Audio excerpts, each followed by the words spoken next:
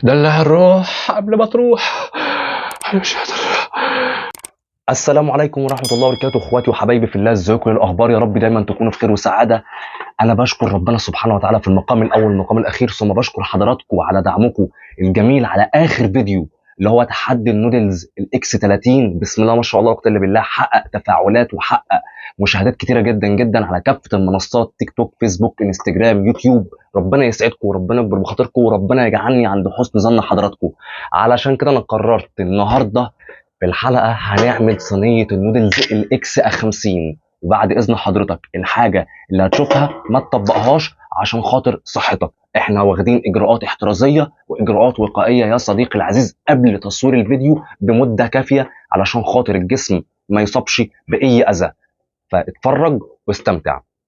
استاذن حضرتك تدعم اخوك عن طريق عمل اشتراك في القناه، وعن طريق عمل لايك، وعن طريق كده تكتب كده كومنت جميل بتصلي فيه على سيدنا رسول الله صلى الله عليه وسلم، وتعمل شير للفيديو. وتعالى اقول لك التقسيمه بتاعه الحلقه بتاعت النهارده. رقم واحد، احنا هنقيم وهنجرب كيلوجز نودلز بالاطعمه بتاعتها، طعم الخضار الحار بطعم السجق وطعم اللحمه وطعم الفراخ. وهنجرب اللي هو الشيتوس اللي هو حار نار، الرعب كله، صوص النودلز الاكس 50. ده النقطه منه قسما بالله بتخلي بقك مولع. وهنجرب مع بعض بانيه اسمه بريكا، هيبقى في نص الحلقه برضو. ودلع نفسك من غير ما تكلف نفسك، وهعمل لكم الصينيه الجميله الاكثر من رائعه. ونقول بسم الله ونبدا الحلقه بتاعتنا. هجرب اول حاجه معانا في الحلقه، هجرب كيلوجز نودلز بطعم الخضار الحار وسعره 10 جنيه. نقلبهم كده كويس، نقول بسم الله وندوق.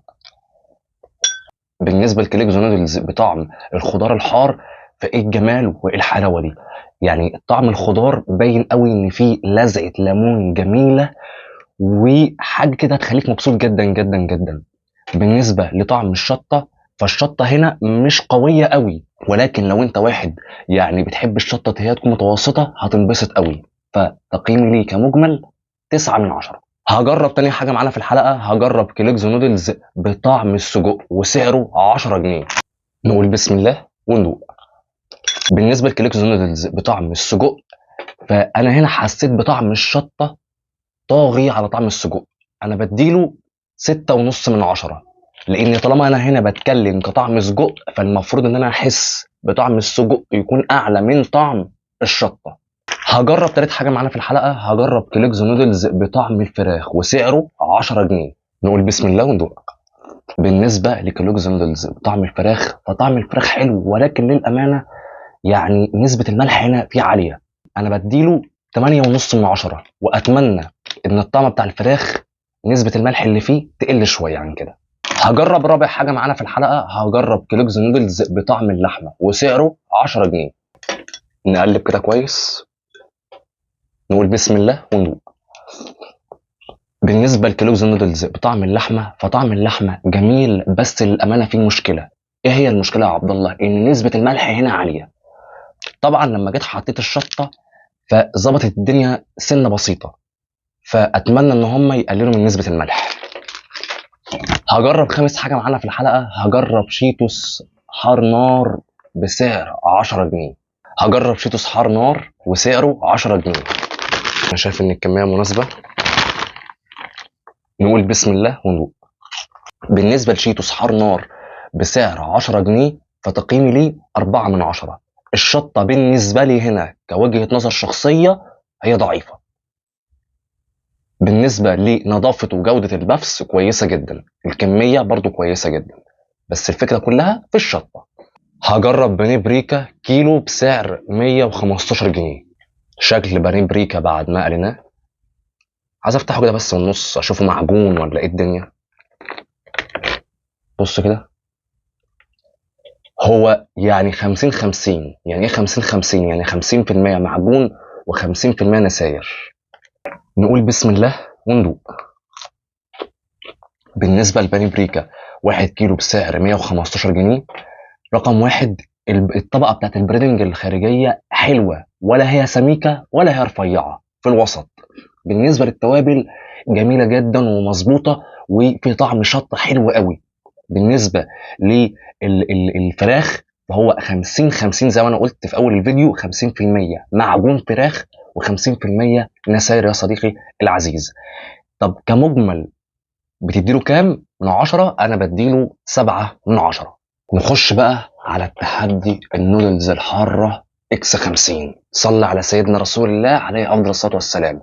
وفي حقيقه لو لسه ما عملتش اشتراك في القناه اعمل اشتراك في القناه واعمل لايك جميل واكتب كومنت كده حلو. تحدي النودلز الحاره 50 اكس يا صديقي العزيز، ودلع الروح قبل ما تروح، اوعى تنسى الشعار. نقول بسم الله. استرها يا رب. التركيز بتاع الصوص الشطة ده يعادل أكتر من 50 إكس يا صديقي العزيز، فبعد إذنك مش أي حاجة تتفرج عليها تجربها. إحنا في إجراءات احترازية وإجراءات وقائية إحنا واخدينها وحاطينها في عين الاعتبار يا صديقي العزيز، وقبل ما بنصور الفيديو بمدة كافية إحنا بناخد بكافة الإجراءات. هنعمل صينية النودلز الحارة إكس 50 يا صديقي العزيز، ودلع الروح قبل ما تروح. استاذنك تدعم اخوك عن طريق عمل متابعه وعن طريق عمل لايك، وتكتب كده كومنت كده جبر خواطر، ونقول بسم الله الرحمن الرحيم. صينيه حبنا. فبعد اذن حضرتك مش اي حاجه تشوفها في الفيديوهات تجربها، احنا في اجراءات احترازيه واجراءات وقائيه احنا واخدينها وحاطينها في عين الاعتبار يا صديقي العزيز، فبالله عليك ما تجربش الكلام ده.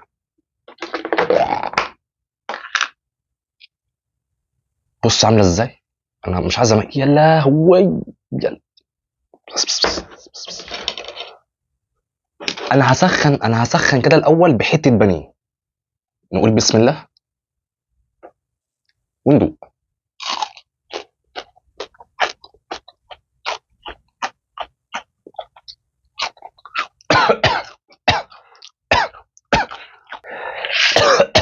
ده حته بانيه ويا دوبك عارف انت غمستها. غمستها تغمسه بسيطه. احنا ننزل كده بالتوب بتاعتنا. انا خايف ليه كده. ننزل كده بالصوص النودلز الحاره ال 50 اكس. بسم الله. لا وي يا لا وي. لا لا لا لا لا لا لا لا لا لا لا لا لا لا لا لا لا لا لا. كفايه كفايه. ايه ده؟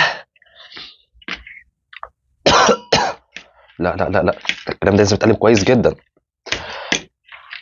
لازم الكلام ده يتقلب بشكل كويس. ده دلع الروح بجد.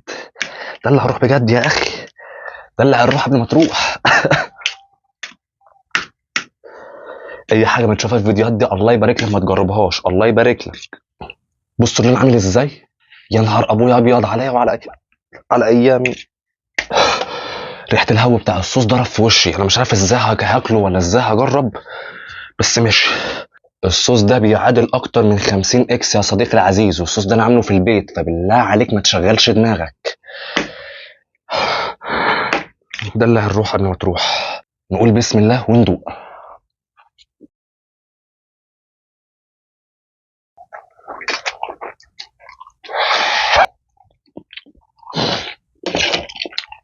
لازم اسلف المساء.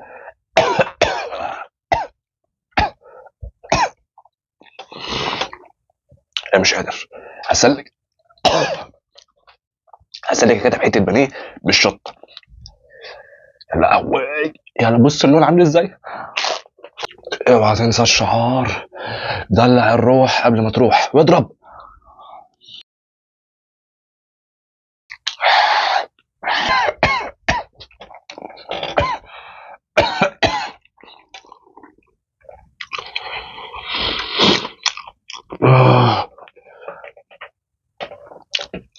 ايه اللي انا بعمله في نفسي ده.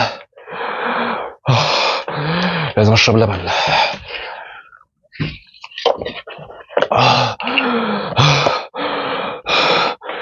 انا بقي مولع وشفايفي بدات تتنفخ. لازم اشرب لبن. بسم الله.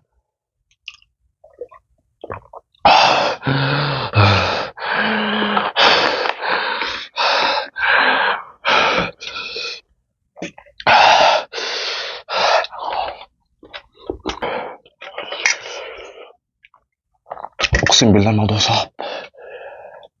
انا النهارده وانا بحضر الصوص انا اتغشمت.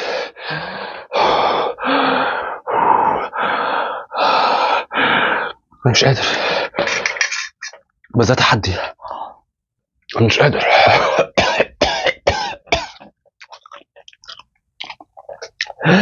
انا مش قادر.